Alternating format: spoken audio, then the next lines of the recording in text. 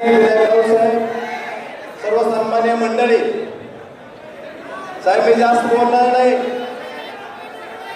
साहेब, फक्त तुम्हाला एवढंच सांगतो, धाराशिव जिल्हा हा या जिल्ह्यातले शिवसैनिक, या जिल्ह्यातल्या सर्वसामान्य जनता ही ठाकरे कुटुंब आणि मातोश्रीची एकनिष्ठ असलेली जनता आहे.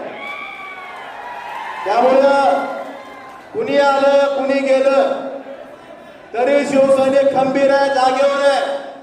साहेब, पाऊस होता, या धाराशिव मध्ये दुसरा हॉल मिळाला नाही आपल्याला, परंतु विनंती आहे की आपण किंवा आदित्य साहेब आम्ही शेतकऱ्यांसाठी 1-2 महिन्यात आंदोलन घेणार आहे.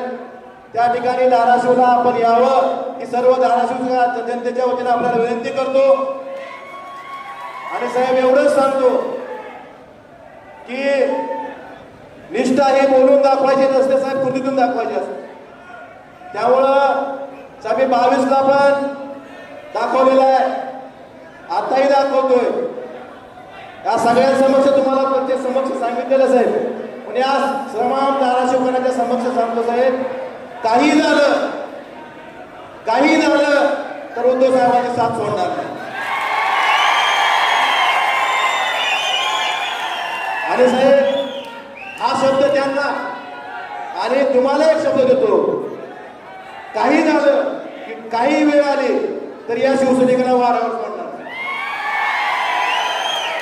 त्यामुळे साहेब, मी जास्त आपला वेळ घेत नाही. आपलं रावसाहेबांचं मनोगत ऐकण्यासाठी सगळे उत्सुक आहे.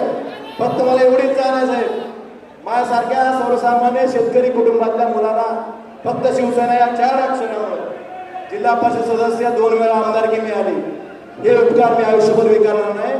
शिवसैनिकांचे ना आपले. त्यामुळे मी कायम आपल्या सोबत आपल्या आशीर्वादाने पुढच्या काळात काम करत राहील. आणि धाराशिव जिल्ह्यातली शिवसेना ही ज्या कार्यकर्त्याची संघर्ष करायची तयारी आहे, व्यवस्थेच्या विरुद्ध आवाज उठवायची तयारी आहे, अशा कार्यकर्त्याला बोलून सर्वसामान्यांचा आवाज भरून इथून पुढच्या काळात ही शिवसेना काम करेल. एवढा शब्द तुम्ही माझ्या विराम देतो. धन्यवाद साहेब. जय हिंद, जय महाराष्ट्र.